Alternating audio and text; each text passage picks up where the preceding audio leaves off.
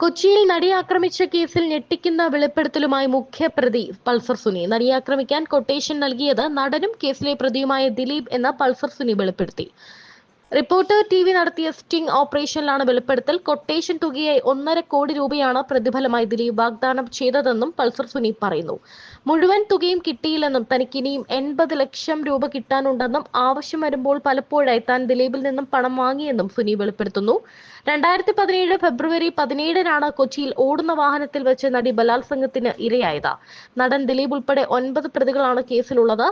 കേസിൽ വിചാരണ നേരിടുന്ന 8-ാം പ്രതിയാണ് ദിലീപ്. 2018 മാർച്ചിലാണ് കേസിലെ വിചാരണ നടപടികൾ എറണാകുളം പ്രിൻസിപ്പൽ സെഷൻസ് കോടതിയിൽ ആരംഭിച്ചത്.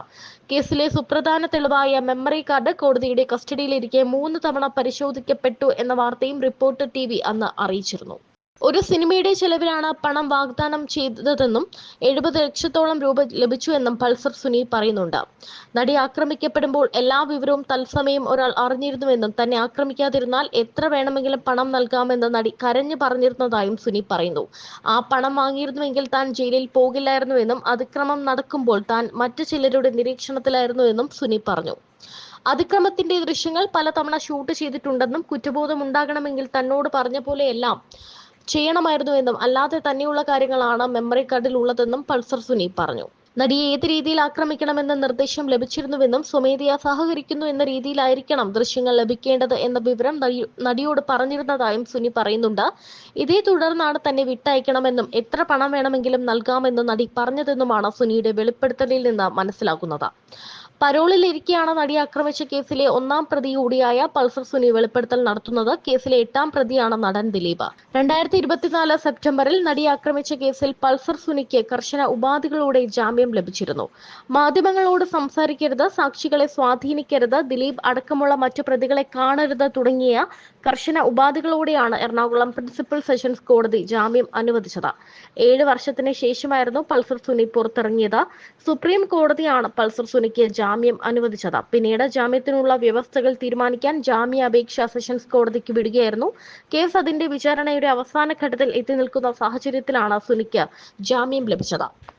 സംവിധായകരുടെ സിനിമയിലൊക്കെ അഭിനയിക്കാൻ, എനിക്ക് പ്രിയൻ സാറിൻ്റെ സിനിമയിൽ അഭിനയിക്കാൻ George sir, Kamal sir, Sibi sir തുടങ്ങി അന്നത്തെ ടോപ്പ് ഐശ്വര്യേട്ടൻ എല്ലാ ആൾക്കാരുടെ കൂടെയും എനിക്ക് തോന്നുന്നു അരിയൻ സാറിൻ്റെ പടത്തിൽ മാത്രമേ എനിക്ക് ആ ടോപ്പ് ഡയറക്ടേഴ്സിൻ്റെ ഇതിൽ പോകാൻ പറ്റാത്തുള്ളൂ. ബാക്കി ഒരുവിധം ആൾക്കാരുടെ കൂടെയൊക്കെ എനിക്ക് പോകാൻ പറ്റിയിട്ടുണ്ട്.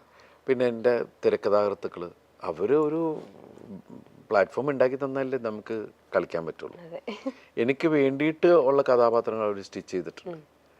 അപ്പം ഞാൻ സിനിമയിൽ വന്ന സമയത്ത് എനിക്ക് പൊക്കമില്ല, വണ്ണുമില്ല എന്ന് ഞാൻ ഏതൊക്കെ ഇൻ്റർവ്യൂവിൽ പറഞ്ഞിട്ടുണ്ട്. പക്ഷേ എനിക്കൊരു 6-6 അടി പൊക്കമൊക്കെ ഉണ്ടായിരുന്നെങ്കിൽ തവിടുപൊടി പിന്നെ പണ്ടേ ഇവിടുന്ന് പോയിട്ട്. കാരണം ഞാൻ ചെയ്ത പല വേഷങ്ങളും എനിക്ക് ചെയ്യാൻ പറ്റില്ലായിരുന്നു. ഇപ്പൊ കുഞ്ഞുകൂനനോ ചാന്തുപൊട്ടോ മായാമോഹിനിയോ അങ്ങനെ പച്ചക്കുതിര എന്ന് വെച്ചാല് അതല്ല, ഒരു നോർമൽ ഇതിൽ നിന്ന് മാറുമ്പോൾ നമ്മള് ഇയാളെന്തേ കാണിക്കണേ എന്നൊക്കെ തോന്നിക്കഴിഞ്ഞാൽ നമ്മള് പക്ഷെ അല്ലാത്തൊരു നോർമലായിട്ട് നമ്മുടെ നോർമൽ ഒരാളാണ് ഞാൻ. അപ്പൊ ആ ഒരു നമ്മൾ കൺമുമ്പിൽ കാണുന്ന കഥാപാത്രങ്ങളിലൂടെയാണ് നമ്മൾ പോയിക്കൊണ്ടിരിക്കുന്നത്. അപ്പൊ ചില സമയത്ത് ആദ്യമൊക്കെ നമുക്ക് സങ്കടം ഉണ്ടായിരുന്നു, ഒരു 6 അടി കിട്ടിയിരുന്നെങ്കിൽ ഞാൻ കാലക്കേനെ എന്നൊക്കെ പറഞ്ഞത്. ഒരു കാര്യമില്ല എന്നുള്ളത് പിന്നെ മനസ്സിലായി. പക്ഷെ ഒരുപാട് നല്ല കഥാപാത്രങ്ങൾ അത് കാരണം കഥാകൃത്തുക്കൾക്ക് അവർക്ക് ഉണ്ടാക്കാൻ പറ്റി. അത് എനിക്ക് കിട്ടി, ദൈവാനുഗ്രഹം. നമുക്ക് അടുത്തൊരു സെഗ്മെന്റിലേക്ക് കിടക്കാം. 2 ആൾക്കാരുടെ 2 സിനിമകളിലെ 2 പേരുകൾ വീതം പറയും. അപ്പോൾ അതിൽ നിന്ന് ദിലീപേട്ടൻ്റെ ജീവിതത്തിൽ ഉണ്ടായിട്ടുള്ള എന്തെങ്കിലും ഓർമ്മകളോ മാറ്റങ്ങളോ ഒക്കെ പറയാം. ഒരു മിനിറ്റ്, നേരത്തെ ചോദിച്ചത് ഇതില് സരസമായിട്ടുള്ള കഥാപാത്രങ്ങൾ ഏതാന്നൊക്കെ അല്ലേ? ഞാൻ ചെയ്തിട്ടുള്ള 99% കഥാപാത്രങ്ങൾ ഞാൻ എൻജോയ് ചെയ്തിട്ടുള്ളതാണ്. അതുകൊണ്ട് നമ്മൾ ഈ പറയുന്ന പോലെ മാതാപിതാക്കളോടൊക്കെയാണ് ഇതിൽ ഏത് മക്കളെ നിങ്ങൾക്ക് ഇഷ്ടം ചോദിക്കണ പോലത്തെ ഒരു അവസ്ഥയുണ്ട്. എല്ലാം ഞാൻ ഇഷ്ടപ്പെട്ട് ചെയ്തിട്ടുള്ളതാണ്. ഞാൻ എപ്പോഴും അങ്ങനെ എന്നെ ചിരിപ്പിക്കാൻ പറ്റണം മറ്റാൾക്ക്, എന്നാലേ എനിക്ക് വേറെ ആളെ ചിരിപ്പിക്കാൻ പറ്റുള്ളൂ. അങ്ങനെയാണ് നമ്മൾ സ്ക്രിപ്റ്റ് വായിക്കുമ്പോൾ നമുക്കൊരു ജഡ്ജ്മെന്റ്. ഇപ്പം ആദ്യമായിട്ട് ആ കഥ വായിക്കുമ്പോൾ ദിലീപായിട്ട് അല്ലെങ്കിൽ ആ ഒരു ക്യാരക്ടറായിട്ട് നമുക്കത് ഒരു വേറെ ആളുടെ വ്യൂ പോയിന്റിൽ നിന്ന് കണ്ട് നമുക്ക് ചിരിക്കാൻ പറ്റുമെങ്കിൽ മാത്രമല്ലേ അത് അതാ ഞാൻ പ്രേക്ഷകരിലേക്ക് പറഞ്ഞത്. വർക്കാവുള്ളൂ. ഞാൻ എൻ്റെ റൈറ്റർ അല്ലെങ്കിൽ എൻ്റെ ഡയറക്ടർ അതിനെക്കുറിച്ച് സംസാരിക്കുമ്പോൾ ഞാൻ കഥ കേട്ടിരിക്കുമ്പോൾ തമാശയാണെങ്കിൽ തമാശ ആവണം, ഞാൻ ചിരിക്കണം. ഞാൻ കഥയൊക്കെ ആയിരിക്കണത് എന്നാൽ പിന്നെ ചിരിപ്പിക്കും നിങ്ങളെന്നും പറഞ്ഞിട്ടാണ്.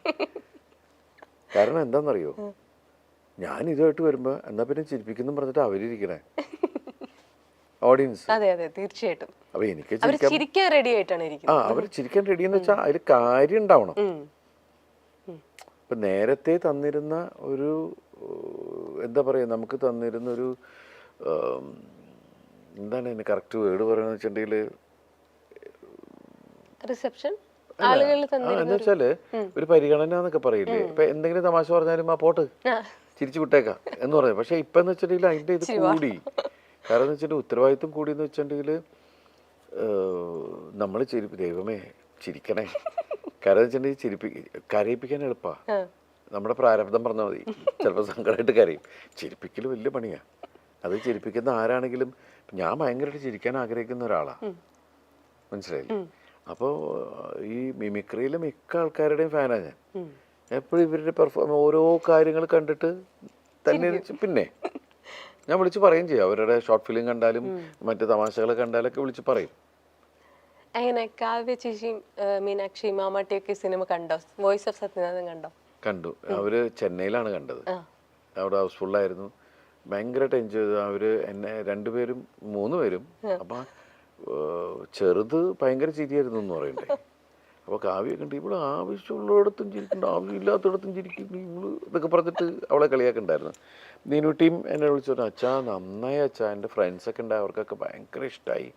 അതിൽ കാവ്യം പറഞ്ഞു ഭയങ്കരമായിട്ട് എൻജോയ് ചെയ്യേണ്ട ആളുകൾ എല്ലാ. പിന്നെ ഫീൽ വരുന്ന സമയത്ത് ആണുങ്ങളടക്കം കണ്ണ് നനയുന്നുണ്ട്, എല്ലാവരും കണ്ണൊക്കെ എന്നെ തുടയ്ക്കുന്നുണ്ട്. നമ്മളിങ്ങനെ നോക്കൂല എന്താണ് ഇതിൻ്റെ ഒരു അവസ്ഥ എന്നൊക്കെ തോന്നുന്ന ഒരു ഇതല്ലേ. അപ്പം എല്ലാവർക്കും ദൈവാനുകരിച്ച് നമ്മുടെ ഒരു ഫാമിലി എൻ്റർടൈനർ അല്ലേ. മാമാട്ടി എങ്ങനെ പഴയ പടങ്ങൾ ആ ക്ലിപ്സ് ഒക്കെ കണ്ടിപ്പോഴും ആ കോമഡികൾ എൻജോയ് ചെയ്യുന്നുണ്ടോ?